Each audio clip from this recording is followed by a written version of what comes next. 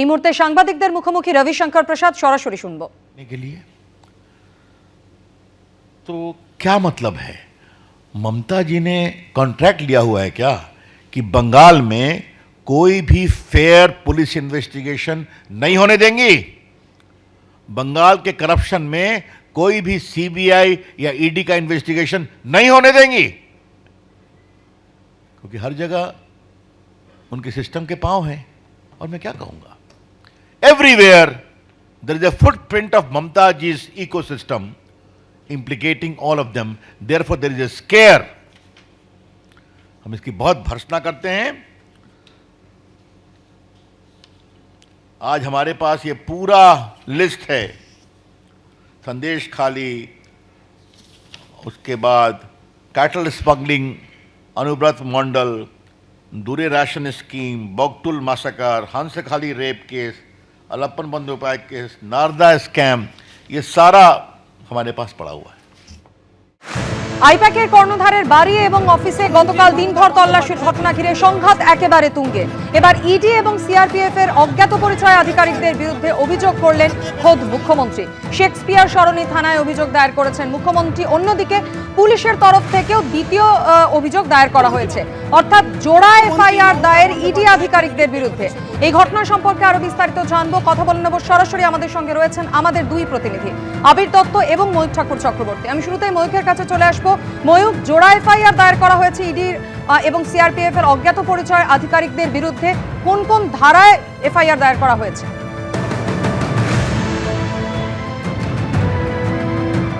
দেখুন, জোড়া এফআইআর হয়েছে শেক্সপিয়ার সরণি পুলিশ স্টেশনে প্রতীক জৈনের বাড়িতে ইডি অফিসিয়ালসদের যাওয়া, মুখ্যমন্ত্রী যাওয়া এবং এরপরেই এফআইআর গতকাল রাতে।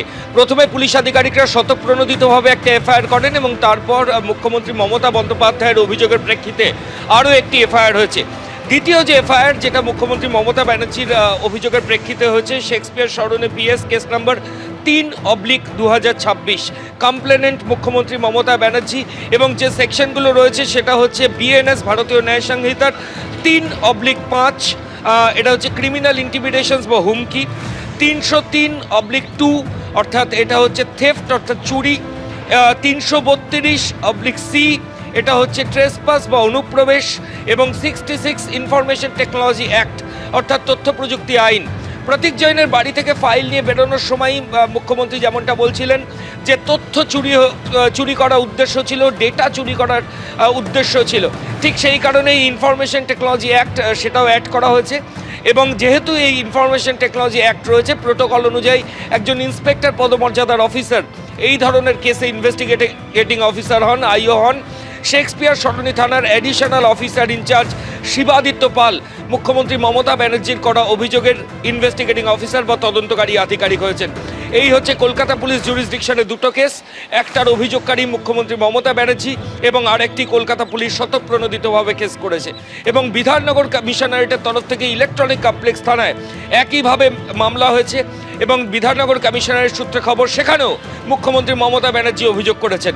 ইলেকট্রনিক কমপ্লেক্স থানা বিধাননগর কমিশনারেটের আওতাধীন, সেখানে একটি মামলা হয়েছে এবং সেখানেও এফআইআরে কমপ্লেনেন্টের নাম রাজ্যের মুখ্যমন্ত্রী মমতা ব্যানার্জি, অর্থাৎ মুখ্যমন্ত্রীর দায়ের করা জোড়া এফআইআর, একটা কলকাতায় তিনি অভিযোগকারী এবং বিধাননগরেও তিনি অভিযোগকারী। কারণ এই লাউডন স্ট্রিট থেকে মুখ্যমন্ত্রী সরাসরি চলে গেছিলেন গোদরেজ ওয়াটার সাইডে, সেখানে তিনি দীর্ঘ সময় ছিলেন এবং তার পরবর্তী ক্ষেত্রে শেক্সপিয়ার সরণি থানার মতো তিনি সল্টলেকের ইলেকট্রনিক কমপ্লেক্স থানা অর্থাৎ গোদরেজ ওয়াটার সাইড যে থানার আওতাধীন, সেখানে আরেকটি কমপ্লেন মুখ্যমন্ত্রীর নামে এসেছে এবং সেই অভিযোগকারী হিসেবেও সেখানেও চিফ মিনিস্টার অভিযোগ করেছেন, সেখানেও ডেটা থেফট অর্থাৎ তথ্য চুরির অভিযোগ রয়েছে। কলকাতা পুলিশ জুরিসডিকশনে দুটো এফআইআর, একটার অভিযোগকারী মুখ্যমন্ত্রী আর একটা পুলিশ স্বতঃপ্রণোদিতভাবে।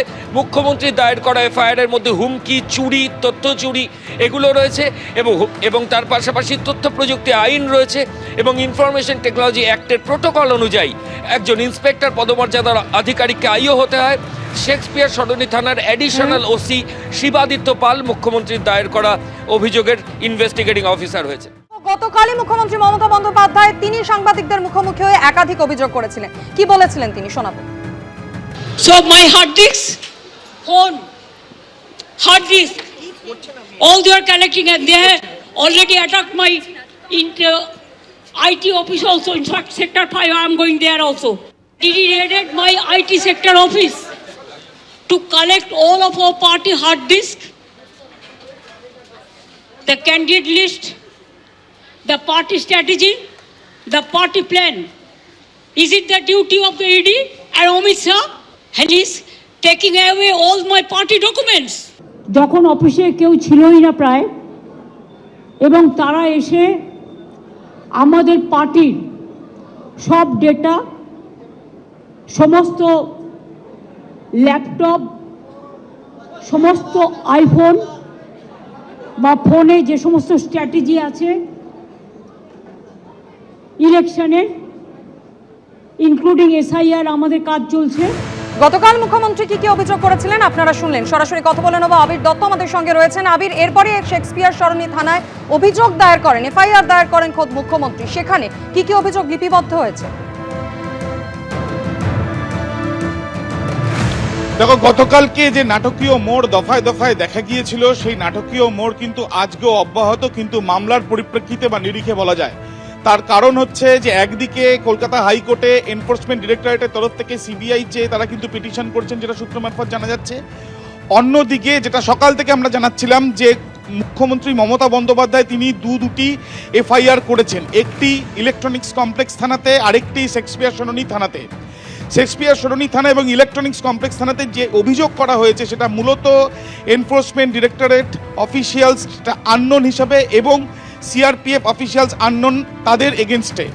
এবং যে দুটি মামলা তিনি করেছেন সেই দুটি মামলার পরিপ্রেক্ষিতে চুরি এবং হুমকি সহ একাধিক ধারা যেমন রয়েছে, তার সাথে সাথে তোমায় জানিয়ে রাখি তিনি মেল মারফত এই অভিযোগ পাঠিয়েছেন এবং ইতিমধ্যে সেটা রেজিস্টার করা হয়েছে। অন্যদিকে শেক্সপিয়ার সরণি থানাতে আরও একটি মামলা করা হয়েছে, যেটা পুলিশের সুমোটো। সেই ক্ষেত্রে বলা হয়েছে পুলিশের কাজে বাধা। অর্থাৎ গতকাল আমরা দেখেছি যে লাউডন স্ট্রিটে সেখানে যখন ED রেড করতে যায় কয়লা মামলায়, সেখানে বাইরে CRPF ছিল এবং ভেতরে যখন তল্লাশি অভিযান চলে সেখানে মুখ্যমন্ত্রী যাওয়ার আগে পুলিশ সেখানে যায় এবং পুলিশের যে মামলায় সুমোটো করা হয়েছে সেখানে বলা হচ্ছে যে পুলিশের কাজে পুলিশ বাধাপ্রাপ্ত হয়েছে।